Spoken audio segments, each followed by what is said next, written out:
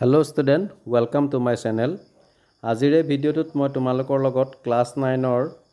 unit test or ekhon question paper share koribo bisarisu. Subject to hoise English. Jeto tumalokor khub hunkale unit test onusthito hobo first unit test tu. To tar logote hongoti rakhi moi tumalokoloi lekha paisa ekhon first unit test 2023 subject English. Dot joa borkhor ekhon question paper agbohaisu. Aru yar pobe moi social science aru Assamese subject এই দুটা সাবজেক্টৰ দুখন question paper তোমালোকক আগবঢ়াইছিলো যদি তোমালোকে video দুটা চোৱা নাই তেতিয়াহলে ডেসক্ৰিপচনত লিংক দি দিছো তোমালোকে চাব পাৰিবা বা ডাইৰেক্ট চেনেল পেজলৈ গৈ চাব পাৰিবা তো আহা আমি কোৱেশ্চন পেপাৰখন ডিসকাস কৰো কোৱেশ্চন নম্বৰ 1 ত আমাক মাল্টিপল চয়েসৰ 20টা কোৱেশ্চন দিছে তাৰে প্ৰথমটো দিছে হাউ ওল্ড ওয়াজ টমি অপচন সমূহ দিছে অপচন এ 10 ইয়াৰ্স বি 11 ইয়াৰ্স সি 12 ইয়াৰ্স আৰু ডি দিছে 13 ইয়াৰ্স ইয়াত দিয়া অপচন নম্বৰ ভিতৰত শুদ্ধ অপচনটো হ'ব অপচন ডি 13 ইয়াৰ্স নেক্সট দিছে according to Tommy the real book was option A boring B interesting C A waste D wrong Tommy did not like the real book so according to him the real book was a waste so ইয়াত শুদ্ধ অপচনটো হ'ব option C A waste Question number 3 this what subject did Margie and Tommy learn? Option A history, B geography, C mathematics, D all of this. To yat mention kora subject homor bitor gotekita subject e Margie aru Tommy অধ্যয়ন কৰিছিলে গটেকিয়াৰ শুদ্ধ অপচনটো হ'ব option D all of this কেতিয়াবা কোৱেশ্চনত তোমালোকৰ যেটো C option mathematics নিদি arithmetic দিব পাৰে আৰু তেতিয়াও কাৰেক্ট অপচনটো হ'ব option D all of this Next this where did Tommy find the real book? Option A in the school, B in the attic, C this in the library, D in a shop. Your hood option to have option B in the attic. Next this why did Margie's mother send for the county inspector? County inspector. Option number this option A to repair a leakage, B this to talk to Margie, C this to check the fault in Margie's teacher in the geography section আৰু দি দিছে to talk to Tommy মাৰ্গিয়া যেহেতু জিওগ্ৰাফিৰ টেষ্টমত একেবাৰে কম mark পাইছিলে তাৰ ৰিজাল্টটো খুব worst আছিলে গতিকে এতিয়া অপচন নম্বৰ ভিতৰত শুদ্ধ অপচনটো option C to check the fall in Margie's teacher in the geography section so number 6 ত দিছে who helped Evelyn Glennie to continue with music option A দিছে Ron Forbes B দিছে Deborah Coeli C দিছে Isabel Glennie আৰু D option দিছে Anne Rislin আমি the sound of music পাঠটোত পাইছিলো যে যেতিয়া বেছিভাগ টিচাৰে এভলিন গেনিক ডিসকাৰেজ কৰিছিলে হেতু সময়তে ৰন ফৰ্বছে তেওঁক মিউজিক শিকাত হেল্প কৰিছিলে গতিকে ইয়াত শুদ্ধ অপচনটো হ'ব অপচন এ ৰন ফৰ্বছ নেক্সট দিছে Evelyn deafness was first noticed when she was option A 8 years old B দিছে 9 years old C দিছে 11 years old আৰু D দিছে 17 years old আমি পাইছিলো যে যেতিয়া এভলিন গ্লেনি 8 years old 8 বছৰ আছিল হেতু সময়ত তাইক মঞ্চত পিয়ানো বজাবৰ কাৰণে বাৰে বাৰে তাইৰ নামটো মাতি আছিল কিন্তু তাই শুনি পোৱা নাছিল আৰু এই কথাটো নোটিস কৰিছিল তাইৰ মাকে তো ইয়াত দিয়া অপচন নম্বৰ শুদ্ধ অপচনটো হ'ব অপচন A 8 years old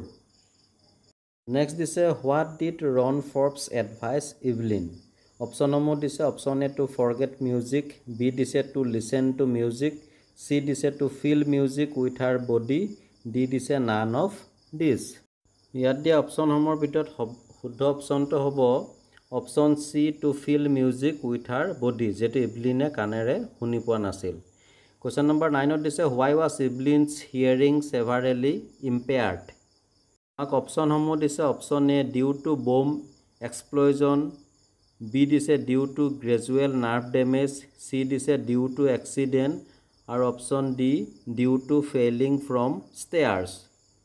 এভলিনৰ যেটো ডিফনেছটো এটো লাহে লাহে বৃদ্ধি পাইছিল আৰু ইয়াৰ মেইন কাৰণটো আছিল option B due to gradual nerve damage গতিকে শুদ্ধ অপচনটো হ'ব option B Question number 10 which award was presented to Evelyn in 1991 option সমূহ দিছে Percussionist of the year B দিছে painter of the year C soloist of the year D musician of the year তো তো ইয়াত দিয়া অপশ্যনসমূহৰ ভিতৰত শুদ্ধ অপশ্যনটো হ'ব option C soloist of the year next কুৱেশ্যনটো দিছে question number 11 where was the shehnai played traditionally অপশ্যনসমূহ দিছে option A in temples B দিছে ইন ৱেডিং ceremonies option C at royal courts option D all of this আমি পাইছিলোঁ যে চেহনাই যিটো মন্দিৰতো বজাইছিলে আৰু বিভিন্ন বিয়াৰ প্ৰগ্ৰেমতো বজাইছিলে লগতে যিটো ৰাজপ্ৰসাদ ৰয়েল কোৰ্ট তাতো বজাইছিলে গতিকে শুদ্ধ অপশ্যনটো হ'ব option D all of this question number 12 when was Bismillah Khan was awarded the Bharat Ratna আমাক অপশ্যনসমূহ দিছে option A in 2000 option be in 2001 option C দিছে ইন 2002 অপশ্যন ডি ইন 2003 তো যিটো ভাৰত ৰত্ন এৱাৰ্ড ইণ্ডিয়াৰ সবতকৈ গ্ৰেটেষ্ট এৱাৰ্ড এটো বিসমিল্লাহ খানে কেতিয়া পাইছিলে 2001 চনত গতিকে শুদ্ধ অপশ্যনটো হ'ব option be in 2001 Question number 13 According to Bismillah Khan what is Hindustan's richest tradition option A spirituality B politics C earning money D music Bismillah Khan যেহেতু মিউজিকৰ লগত জড়িত ব্যক্তি আছিল গতিকে তেখেতৰ মতে হিন্দুস্তান ৰিচেছ ট্ৰেডিশ্যন হ'ব অপশ্যন ডি মিউজিক গতিকে শুদ্ধ অপশ্যনটো হ'ব অপশ্যন ডি মিউজিক আৰু Question number 14 Who gave the famous Trust with Destiny speech? Trust with Destiny speech. Option A Jawaharlal Nehru, B M.K. Gandhi, C Bismillah Khan, D dise Ustad Fayaz Khan. The Sehnai of Bismillah Khan এই পাঠটোত আমি পাইছিলোঁ যে যেতিয়া ভাৰতে ইণ্ডিয়াই 1947 or 15 আগষ্টত স্বাধীনতা লাভ কৰিছিল সেই সময়ত প্ৰথমজন ভাৰতীয় হিচাপে বিসমিল্লাহ খানে লালকিল্লাৰ পৰা সমগ্ৰ ভাৰতবাসীকে ৰাগ কাফিৰ জৰিয়তে অভিবাদন জনাইছিল আৰু ইয়াৰ পাছতে পণ্ডিত জৱাহৰলাল নেহৰুৱে যিটো ট্ৰাষ্ট উইথ ডেষ্টিনি স্পিচটো আগবঢ়াইছিল গতিকে ইয়াৰ শুদ্ধ অপশ্যনটো হ'ব option A Jawaharlal Nehru next question number 15 what does the poem the road not taken speak about অপশ্যনসমূহ দিছে about two roads B about the choice made by people C about the people D দিছে about the plights of roads প্ৰকৃততে the road not taken কবিতাটোত আমি জীৱনৰ বিভিন্ন সময়ত কোনটো ডিসিশন ললে আমাৰ কাৰণে লাভ হ'ব বা কোনটো পথেৰে গলে আমি উপকৃত হ'ব পাৰিম এনে ক্ষেত্ৰত কিছু দুধুৰ-মুধুৰ অৱস্থাত পৰো আৰু সেই কথাখিনিকে ইয়াত সুন্দৰভাৱে ব্যাখ্যা কৰিছে গতিকে ইয়াত দিয়া অপশ্যনসমূহৰ ভিতৰত শুদ্ধ অপশ্যনটো হ'ব Option B about the choices made by people. Question number 16 What does yellow woods means? Option A forest with yellow leaves in autumn B failing leaves C woods yellow in color D all of this ইয়াত দিয়া অপশ্যনসমূহৰ ভিতৰত শুদ্ধ অপশ্যনটো হ'ব option A forest with yellow leaves in autumn Next question number 17 এখিনিৰ পৰা grammar পাৰ্টটো আৰম্ভ হৈছে তো প্ৰথমটো দিছে the correct verb form of iron ব্ৰেকেটৰ ভিতৰত দিছে melt at a high temperature ইয়াত আমাক এ বি চি ডি চাৰিটা সেন্টেন্স দি দিছে তাৰ ভিতৰত কোনটো মেল ভাৰ্বটোৰ শুদ্ধ ফৰ্ম ব্যৱহৃত হৈছে এটো আমি চুজ কৰিব লাগে তো ইয়াত দিয়া অপশ্যনসমূহৰ ভিতৰত শুদ্ধ অপশ্যনটো হ'ব option B iron মেল্টছ A high temperature Question number 18 the report must be read the blank দিছে so the performance can be improved এটা এই খালি জায়গাটোত কি বহিব option A care B careful C carefully D carefulness তো ইয়াত শুদ্ধ অপশ্যনটো হ'ব option C carefully the report must be read carefully so that performance can be improved তো অপশ্যন সি হ'ব শুদ্ধ অপশ্যন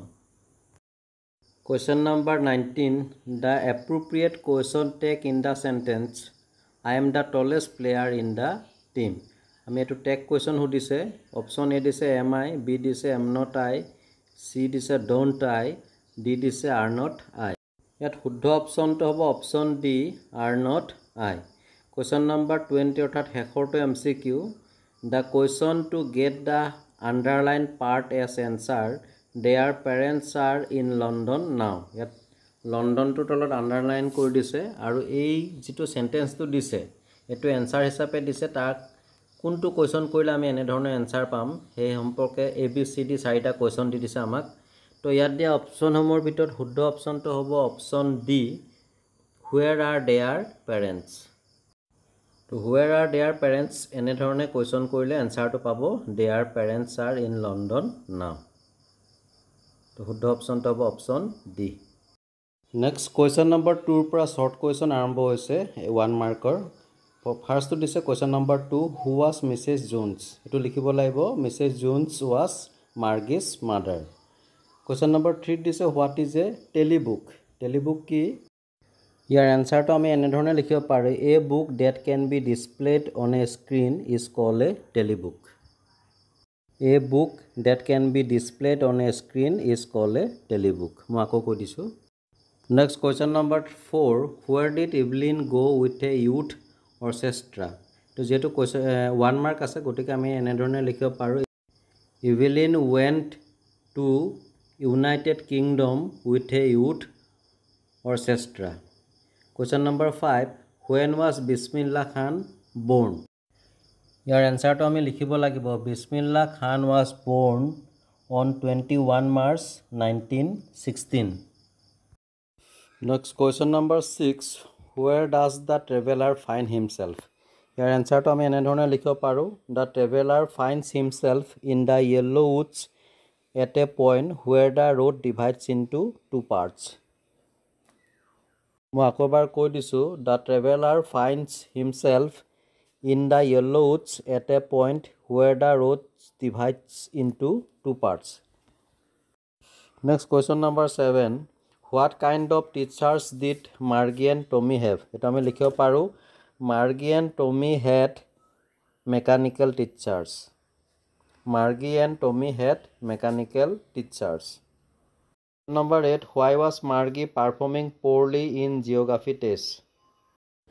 ইয়াৰ আনসাৰটো আমি এনে ধৰণে লিখিব পাৰো Margie was performing poorly in geography test because the geography sector of the mechanical teacher had been adjusted at a higher level number 9 how did Evelyn feel music Evelyn কেনেদৰে মিউজিকক অনুভৱ কৰিছিল ইয়াৰ আনসাৰটো আমি এনে ধৰণে লিখিব পাৰো Evelyn does not hear music she feels it she senses the notes through different parts of her body actually she was encouraged by percussionist Ron Forbes next question number 2 is question number 10 who banned the playing of pungi and why